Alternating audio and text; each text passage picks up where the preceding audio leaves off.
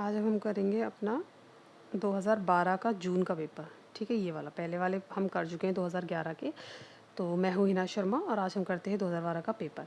देखिए, तो structural first question है कि स्ट्रक्चरल चेंज हमारी इकोनॉमी में कैसे डिनोट की जाते हैं। तो जो प्राइमरी हमारी डाउन हो, सर्विस हमारी अप हो और सेकेंडरी में नॉट मच चेंज। ठीक है, ये हमारे होता है। और ब्रॉड मनी को हम सेंसिटाइज कैसे करते हैं। ब्रॉड मनी को हम CRR, SLR and repo rate से सेंसिटाइज करते हैं। और आपका ये पूछा हुआ विच one is not N legal से रिलेटेड नहीं है, लीगल से रिलेटेड नहीं है। तो हमारा एक्ट ऑफ लोकसभा लीगल से रिलेटेड नहीं है, क्योंकि ये बाकी तीनों हम लीगल में पढ़ते हैं। लीगल एस्पेक्ट हमारा एक अलग से UGC में टॉपिक है। ठीक है, अब अगला क्वेश्चन आ गया ये। इसमें देखिए, हाँ, इसमें क्वेश्चन है, हाँ, ये जो क्वेश्चन है आपको फोर्थ क्वेश्चन, ये गलत ही आया था। ठीक है, क्योंकि इसमें 4 पूछे हैं। ये देखिए 4 पूछे हैं, लेकिन एक्चुअल में हाँ, ह्यूमन डेवलपमेंट इंडेक्स में केवल 3 डायमेंशंस ही होती है, केवल 3 डायमेंशंस ही होती हैं। ठीक है, अब ये 3 डायमेंशंस आपकी कौन सी होती हैं डायरेक्ट हम देख लेते हैं, क्योंकि हमें जल्दी करना है। Life expectancy, literacy level and standard of living, ये 3 ही बातें होती हैं। ठीक है, इन्हीं को देखा जाता है। आगे पब्लिक एंटरप्राइजेज इज डिफाइन है। पब्लिक एंटरप्राइजेज कहते हैं जिसमें गवर्नमेंट का रोल हो। तो देखिए, government and organisation own and manage by public authorities for definite set of public purpose, किसी पर्पस के लिए, क्योंकि वेलफेयर के लिए काम होता है गवर्नमेंट का इंडिया में। एंड 6 हो गया आपका, इन चीज़ों को चेक। तो यहाँ पर हम डायरेक्ट आंसर पर आ जाते हैं कि मेजरमेंट ऑफ इनकम हमारा किस रिलेटेड है, मैचिंग रेवेन्यू एक्सपेंसेस से। रिकॉग्निशन हमारा accounting period and basis of realisation, recognition of revenue, identification of revenue, accrues of the equity of owners. ठीक है, कंसिडर द फॉलोइंग आइटम्स। अभी देखिए फॉलोइंग आइटम, इन्हें हमें बताना है करंट लाइबिलिटी। तो ये देखो, डिवेंचर ही हमारा लॉन्ग टर्म है और बाकी हमारी करंट लाइबिलिटीज़ हैं। ठीक है, 8 conversion cost is the sum of. Conversion cost क्या होती है भाई, एक रॉ मटेरियल हम लाए और उसे हमने फिनिश प्रोडक्ट में कन्वर्ट करा, तो इतने में क्या कॉस्ट लगती है हमारी, डायरेक्ट लेबर लगती है, मैन्युफैक्चरिंग लगती है। ठीक है, ये हमारी कॉस्ट लगती है। The combination of all direct and indirect production. 9 हो गया assertion and reasoning. Premium receive on issue of shares is credit to share premium account, ये करेक्ट है।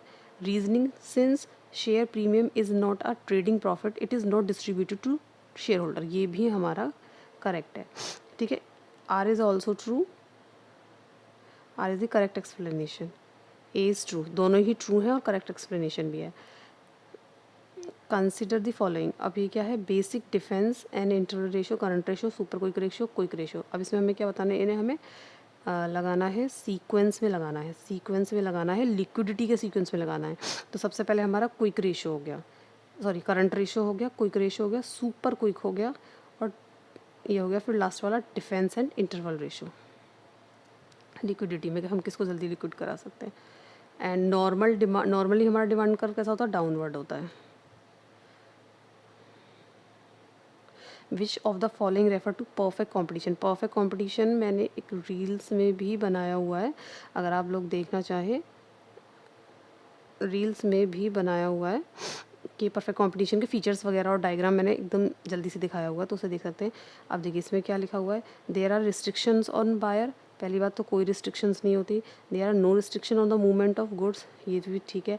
There are no restriction on the factor of production. Factor of production इसको negative लग रहा है, बाकी हम देखते हैं कि फर्स्ट इसमें ये नहीं हो सकता, ये नहीं हो सकता, तो बचा क्या, सिर्फ सेकेंड और थर्ड। ठीक है, बी बचा, B answer. 13 total utility will be maximum when marginal utility to price of irrespective product are equal. Second है deviation from this situation lead to reduction in maximum utility. ये हमारा क्या कह रहा है कि ए तो हमारा करेक्ट है कि टोटल यूटिलिटी हमारी विल बी मैक्सिमम जब हमारी मार्जिनल यूटिलिटी रेस्पेक्टिव प्रोडक्ट के इक्वल हो जाती है, प्राइस के इक्वल हो जाती है। एम यू एंड, हाँ, M U equals to price होता है, तो टोटल यूटिलिटी हमारी मैक्सिमम होती है। और डेविएशन लीड टू रिडक्शन, अगर ऐसा कुछ डेविएशन होता है, अलग होता है, तो मैक्सिमम यूटिलिटी में हमारे में रिडक्शन हो जाता है।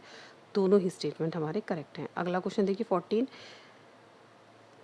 ये इसके लिए हम डायरेक्ट आंसर पे ही आना पसंद करेंगे। देखिए सर्वाइवल के लिए क्या चाहिए, सर्वाइवल क्या है हमारा प्राइमरी ऑब्जेक्टिव है भाई, कंपनी मैंने कोई नई शुरू करी पर सर्वाइव तो कर पाऊँ।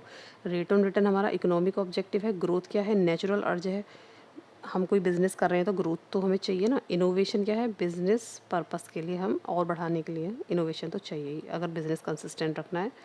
अब consider the oligopoly model, Sweezy kinked demand curve model है, Neumann and modern game theory model, Cournot duopoly, इसमें आए हैं मतलब सारे हैं ये सारे मॉडल ओलिगोपॉली से रिलेट करते हैं। इनका सीक्वेंस बताना है कि कब आए, कौन से ईयर में आए, इसका सीक्वेंस बताना है। तो देखिए हाँ, तो इसका सीक्वेंस हम यहाँ से देख लेते हैं कि पहला आया कॉर्नल ड्यूपोली स्यूजी 1939 में, ये सभी ने पढ़ा होगा। न्यूमैन 1944 में, एंड ये सेल्स मैक्सिमाइजेशन है आपका, ये हमारा है 1967 में। ठीक है, which of the following is not a restrictive random sampling technique, restricted random sampling technique नहीं है। तो इसके एक्सप्लेनेशन में हम ध्यान से देखें, रैंडम ये हमारा सिंपल रैंडम नहीं है, सिंपल रैंडम नहीं है। बाकी stratified system and multi stage सब हमारे is a basis element there three method of restricted में है, रेस्ट्रिक्शन है इनमें। Classification of respondent only on the basis of gender is an application of, सिर्फ जेंडर के बेसिस पे हम एप्लीकेशन कर रहे हैं। तो ये हमारा किस में आ जाएगा, हमारा हो जाएगा नॉमिनल स्केल में। और किस पे जेंडर के अलावा कुछ और पूछे तो, जैसे कि वेरिएबल नॉमिनल स्केल किस में आ जाएगा, religious, sex, city, where you live, मतलब कुछ भी और फैक्टर हमारे आ सकते हैं, मतलब क्वालिटेटिव हो सकता है। Karl Pearson coefficient of correlation between two variable, Karl Pearson का जो कोफिशिएंट होता है वो टू वेरिएबल्स का कैसा होता है, the product of their standard the square root, ये होता है बी, स्क्वायर रूट होता है रिग्रेशन कोफिशिएंट्स का, प्रोडक्ट ऑफ रिग्रेशन और उसका स्क्वायर रूट, ये हमारा ये देख सकते हैं आप, फॉर्मूला याद रख लें। 19 क्या, statistical software package for research in social science, कौन सा होगा, पैकेज सोशल साइंस के तीनों हैं, तो ऑल हमारा इसका आंसर हो जाएगा। ठीक है, SPSS, ST, स्टेटा और मिनी टैप। F टेस्ट, हमारे दो तरीके के टेस्ट होते हैं, पैरामेट्रिक और नॉन पैरामेट्रिक। तो ये हमारा F टेस्ट पैरामेट्रिक में आता है और ये मोर देन 2 सैम्पल होते हैं तब उसमें काम करता है। ठीक है, और 2 में भी काम कर सकता है, और यूजुअली जब हमारे Z टेस्ट एंड हमारे T टेस्ट काम नहीं कर रहे हो 2 सैंपल पे, तो हम F को भी यूज़ कर सकते हैं, और F की जगह H को यूज़ करते हैं अगर डेटा क्वांटिटेटिव ना हो, क्वालिटेटिव हो, तो H टेस्ट को यूज़ करते हैं। मैच द फॉलोइंग में 21 में द प्रैक्टिस, ये रिपीटेड है शायद, मतलब आपका 2012 के दिसंबर और आगे भी मिलेगा। प्रेजेंस प्रैक्टिस ऑफ मैनेजमेंट, ये जो प्रैक्टिस ऑफ मैनेजमेंट है, प्रैक्टिस ऑफ मैनेजमेंट हमारा है Kotler, PF Drucker, sorry Kotler नहीं, PF ड्रकर तो यहाँ पर है ही नहीं, तो ये तो है हमारा PF Drucker. Philosophy of management है ऑलिव शेल्डन। साइंटिफिक मैनेजमेंट सबने पढ़ा हुआ होगा कि टेलर का है। ठीक है, और जनरल एंड इंडस्ट्रियल एडमिनिस्ट्रेशन हमारा फेयोल का है, जिन्होंने 14 प्रिंसिपल्स भी दिए हैं, F फॉर फेयोल और F फॉर 14 प्रिंसिपल्स, तो आप ये चीज़ें ध्यान रख सकते हैं। ठीक है, देखिए PF ड्रकर। अब अगले क्वेश्चन पे आ जाएँ। Identify the correct sequence of steps involve in planning, planning 11th class से पढ़ते हुए आ रहे हैं प्लानिंग के स्टेप्स वगैरह को। तो सबसे पहले क्या, किसी भी चीज़ में हम अपना कोई रिसर्च करनी है, कुछ भी करनी है, पहले ऑब्जेक्टिव या टास्क डिसाइड करेंगे, फिर अल्टरनेटिव कोर्सेज देखेंगे, फिर जो हमने देखा है कि इस ऑब्जेक्टिव को हम कैसे पा सकते हैं, कई तरीके हैं, अल्टरनेटिव कोर्सेज हो गए, फिर उन सबको तरीक़ों को इवेलुएट करेंगे, भाई किससे हमें फ़ायदामंद, कॉस्ट, टाइम सब देखेंगे, फिर एक बेस्ट को चूज़ कर लेंगे और अपना एक्टिविटीज़ शुरू करेंगे उसके बेसिस पर। ठीक है, 23rd, one can be sure about future course of action by making good plan, sure हो जाएगा, ये थोड़ा नेगेटिव लग रहा है। Planning bring certainty in future course of action of an organization, अब देखिए ए इज़ इनकरेक्ट है क्योंकि श्योर नहीं हो सकते ना। अब थोड़ा सा सर्टेनिटी, इनसर्टेनिटी को ही कम करने के लिए हम प्लानिंग करते हैं, तो थोड़ी सर्टेनिटी आ सकती है, तो ये हमारा करेक्ट हो गया। According to Keith Davis which is one is not a barrier of communication. Barrier क्या है हमारा, नहीं है फिजिकल पर्सनल लिंग्विस्टिक होता, टेक्नोलॉजिकल बैरियर हमारा नहीं होता कम्युनिकेशन में। 24 25 while establishing relations between Maslow and Herzberg theory which need of theory fall under the hygiene factor। इसमें हाइजीन फैक्टर में दो तरह की बातें होती हैं। हाइजीन फैक्टर में दो तरह के आपके फैक्टर्स होते हैं ऐसे जो हमें मोटिवेट करते हैं, दूसरे फैक्टर्स होते हैं जो हमें मोटिवेट नहीं करते लेकिन डीमोटिवेट होने से बचाते हैं। ठीक है, तो इसमें क्या है ये आप ध्यान से इस डायग्राम से आप सही समझाएंगे। देखिए मैस्लो के ये पांच, मैस्लो की ये पांच है। अब इन्होंने हर्ज़बर्ग ने क्या करा, सिर्फ इन्हीं पांचों को थोड़ा सा अलग डिफाइन कर दिया है। इन्होंने क्या कहा कि ये जो ऊपर की दो हैं ये मोटिवेशनल फैक्टर है और जो नीचे के तीन है ये हाइजीन फैक्टर है। हाइजीन का फैक्टर का मतलब है ऐसे फैक्टर जो हमें डीमोटिवेट होने से बचाते हैं।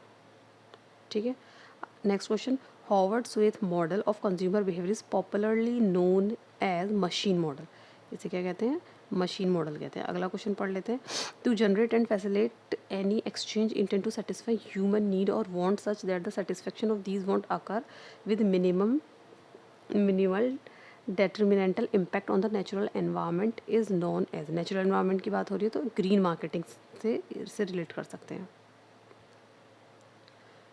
ग्रीन मार्केटिंग, हाँ ग्रीन मार्केटिंग है क्योंकि एनवायरनमेंट की बात हो रही थी क्वेश्चंस में। अभी आ गया next, all the activities involve selling services directly to final consumption for personal non business uses are done by consumer से क्लोज कौन है, रिटेलर। ठीक है, to manage a business well is to manage its future and to manage the future is to manage information is term as management information. सारा कुछ information से यहाँ पे दिखाया हुआ है रिलेटेड, और मैनेज करना तो मैनेजमेंट इंफॉर्मेशन सिस्टम हो गया। ठीक है, ये Dagmar approach in marketing is use to, किस लिए यूज़ होती है, कंज्यूमर सेटिस्फेक्शन के लिए ये यूज़ होती है। ठीक है, कंज्यूमर सेटिस्फेक्शन के लिए। क्यों, क्या बताती है, अवेयरनेस, कॉम्प्रिहेंशन, कन्विक्शन, एक्शन, सब चीज़ बताती है। ठीक है, which one is not an important objective of financial management. Financial object का इम्पॉर्टेंट नहीं है। देखिए वेल्थ मैक्सिमाइजेशन तो आजकल बहुत पॉपुलर है और ये प्रॉफिट मैक्सिमाइजेशन भी है, ट्रेडिशनल है पर अभी भी है। वैल्यू मैक्सिमाइजेशन, ठीक है, वेल्थ मैक्सिमाइजेशन को तो ये डी नेगेटिव हो सकता है। 31 का डी। ठीक है, which one refers to cash flow under pay back period method. इसमें हम कैसे करते हैं, कैश फ्लो को कैसे देखते हैं, हम इसमें देखते हैं आपका हो गया cash flow after depreciation and tax, हमें कितना मिलेगा cash. And concept of present value is based on principle of discounting, ये आपके बिजनेस फाइनेंस से रिलेटेड है। Cost of capital from all the sources of fund is called cost of capital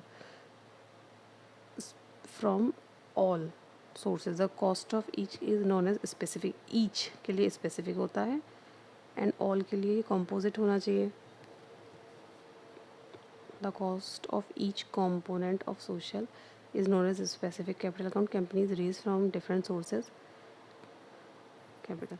अभी तो इसका आंसर यहाँ पर ए माना होगा यूजीसी ने, फ्रॉम ऑल दी सोर्सेज। हाँ ईच के लिए मतलब all the sources of fund हम स्पेसिफिक कॉस्ट कर दें भाई। उसकी डिबेंचर की क्या है, डिबेंचर उठाएंगे तो क्या कॉस्ट आएगी, स्पेसिफिक डिबेंचर की देखते हैं, इक्विटी की देखते हैं, स्पेसिफिकली देखते हैं, सबके अलग अलग। अब ये आपका क्या आरटी ब्रिज की बात, Modigliani approach arbitrage की बात करी थी। ठीक है, शॉर्ट टर्म मनी जो होता है हमारा कमर्शियल पेपर होता है, तो इसके बेसिस पे देखते हैं क्वेश्चंस को थोड़ा सा वो करके कि हमारा देखिए क्या था, ए का फोर्थ, हाँ ए का फोर्थ, तो ए का फोर्थ सिर्फ इसी में ही है, तो यही हमारा करेक्ट आंसर हो गया, ए का fourth. Modigliani arbitrage, अब इसका फिर भी एक आंसर देख लेते हैं। इसका आंसर ए दे रखा है, Modigliani arbitrage net operating income capital structures के बारे में बताता है। शॉर्ट टर्म मनी हमारे कमर्शियल पेपर है, फैक्टरिंग हमारी वर्किंग कैपिटल मैनेजमेंट है।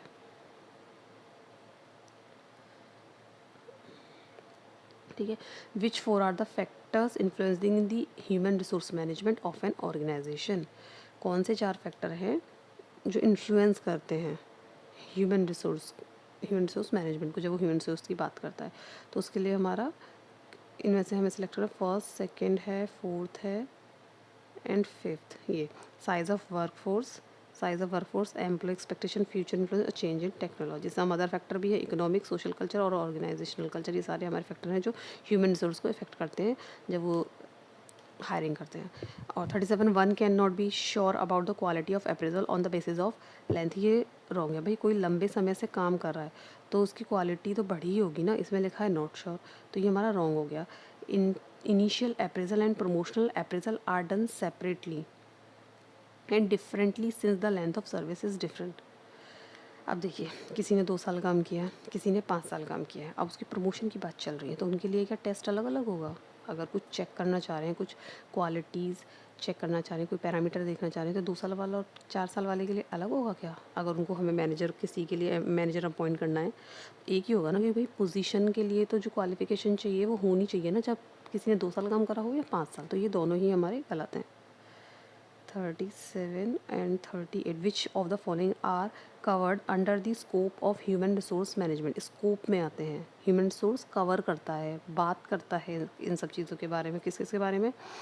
ये देखिए, forecasting human resource need, replacement planning, human resource dynamic, human resource development planning और ह्यूमन रिसोर्स ऑडिट। इन सब के बारे में बात करता है। रिप्लेसमेंट प्लानिंग, फॉरकास्टिंग, सब कुछ तो ह्यूमन रिसोर्स है इनमें। फॉरकास्टिंग ह्यूमन रिसोर्स से पता चलेगा और ये थोड़ा सा याद करना पड़ेगा, रिप्लेसमेंट प्लानिंग। ठीक है। 39, on which of the following at the initial stage the Indian IT companies relying more for getting good IT professional. कहाँ से मिलते हैं? कैंपस से मिलते हैं, उनकी ट्रेनिंग हो जाती है और इन्हें न्यू यंग पर्सनस मिल जाते हैं कैंपस से। 14 में और कॉस्ट भी कम लगती है। Labour always get a major share of productive gain.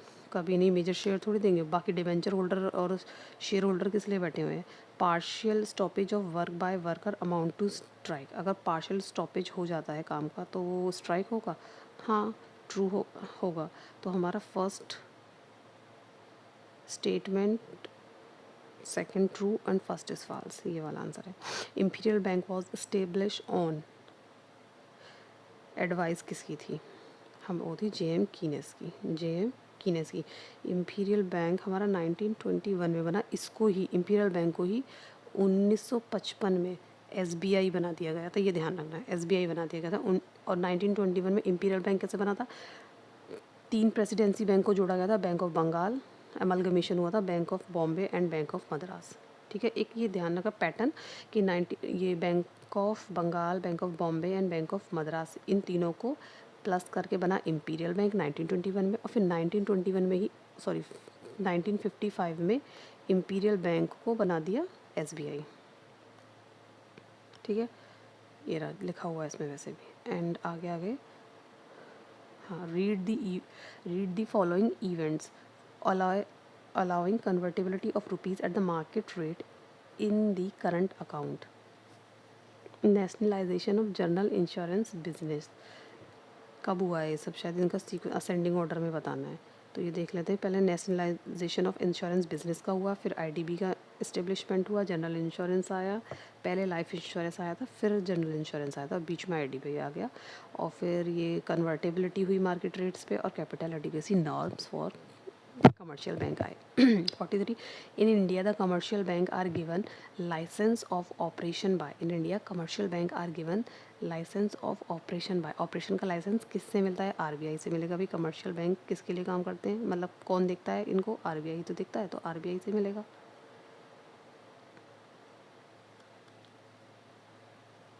Hmm.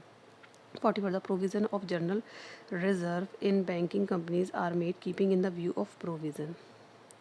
Banking companies, banking का तो बैंकिंग कंपनीज एक्ट से रिलेटेड होगा। Which one of the following is not true with regard to merchant banker. Merchant banker deal with merchant bank क्या है? Deal with international finance, business loan और companies and underwriting. तो इसमें हमें not true with regard to merchant banker, in can except following points are not true. True नहीं है, deposit नहीं करते, एडवांस नहीं देती। तो कमर्शियल बैंक के बारे में है, ये कमर्शियल बैंक्स के बारे में, मर्चेंट बैंक्स के बारे में नहीं है। नॉट ट्रू का हमें बताना था। ठीक है। BOP can be made favourable if. हमारा BOP कब हो सकता है? बीओपी बहुत इंपॉर्टेंट टॉपिक है जिसमें हम गुड्स एंड सर्विसेज दोनों की बातें करते हैं। एक्सपोर्ट अगर हमने इंक्रीज़ कर दिया तो हमारा बीओपी फेवरेबल हो जाएगा क्योंकि फॉरेन करेंसी हमारे पास आएगी। इंपोर्ट इंक्रीज़ करेंगे तो नहीं आएगी क्योंकि हमारा पैसा सामान आएगा, हम बाहर से खरीद रहे हैं तो हम पैसा भी देना पड़ेगा ना foreign exchange. Devaluation of money, ये ज़्यादातर समझ नहीं आता है लोगों को, लेकिन डीवैल्यूएशन ऑफ मनी का मतलब है जब हम अपनी मनी का रेट गिरा देंगे, मनी की वैल्यू गिरा देंगे तो उससे क्या होगा, हमारे यहाँ का जो सामान है वो सस्ता हो जाएगा। तो लोग जो बाहर के फॉरेन कंट्रीज़ है वो हमारे यहाँ से सामान खरीदेंगी तो एक्सपोर्ट बढ़ जाएगा। एक्सपोर्ट बढ़ जाएगा तो उससे भी हमारा बीओपी फेवरेबल होता है। ठीक है। Which one is not an objective of IMF।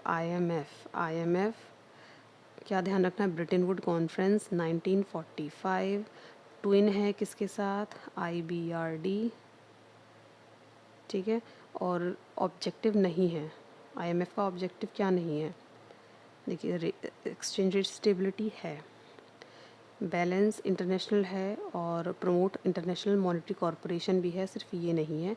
और ये IMF क्या है, शॉर्ट टर्म बीओपी के लिए, बीओपी को इक्विलिब्रियम करने के लिए हमें शॉर्ट टर्म लोन भी देता है IMF कंट्रीज़ को। 190 कंट्री मेंबर है, ये चेक कर, ये शायद अपडेटेड नहीं होगा क्योंकि 2012 का पेपर, तो चेक कर सकते हैं अपने साइट से। EPCG की फुल फॉर्म क्या है, EPCG की full form export promotion and credit guarantee. ठीक है। And which one of the following matches corresponding to the member and observer countries of the SAARC की कंट्री हमारी इंडिया एंड नेबरिंग कंट्री हैं। ठीक है। पहले हमें बताना है मेंबर और फिर बताने हैं ऑब्जर्वर। जो मेंबर नहीं है, सिर्फ ऑब्जर्विंग के लिए उनको अलाउ कर देते हैं। तो हमारी जो नेबरिंग कंट्री है, जो 6-7 क्लास में, 3-4 क्लास में भी पढ़ते हैं, इंडिया, बांग्लादेश, भूटान, नेपाल, श्रीलंका, अफ़गानिस्तान, मालदीव्स, ये सब। ठीक है। अब इसमें हमारी ऑब्जर्वर कंट्रीज़ कौन सी हैं, ये थोड़ी ऑब्जर्वर कंट्रीज़ हैं हमारी 9 ऑब्जर्वर कंट्रीज़ हैं जिसमें कि चाइना भी है। So sad. 9 ऑब्जर्वर कंट्री हैं, US, Australia, Mauritius, Europe, Iran, Japan, Myanmar, south Korea. Iran ठीक है। अफ़गानिस्तान जो सार्क से जुड़ा था 8th मेंबर का मेंबर्स हो गए हैं इसके, जो कि 2007 में जुड़ा था। Which one is not an international organization. अब इंटरनेशनल ऑर्गेनाइजेशन कौन सा नहीं है, देखिए शार्क इंटरनेशनल ऑर्गेनाइजेशन है, एशियान है, ISM है और CBDT नहीं है क्योंकि centre board of direct taxes ये हमारी इंडिया की ही है और इसे हम डोमेस्टिक कहेंगे। ठीक है। ये आज के क्वेश्चंस 50 क्वेश्चंस हो गए हमारे। हाँ, अब अगला पेपर आ जाए तो वो हम नेक्स्ट वीडियो में करेंगे। आई होप ये सब आपको अच्छा लग रहा होगा कि मैं एक फ़ास्ट रिवीजन करा रही हूँ, इसमें ज़्यादा एक्सप्लेनेशन मैं नहीं दे रही हूँ क्योंकि हमें फ़ास्ट रिवीजन करना है, सिर्फ ये देखने के लिए कि लास्ट में पेपर कौन कौन से टॉपिक्स हैं जो आप देख सकते हैं और उनका आंसर क्या था। ठीक है। Thank you class.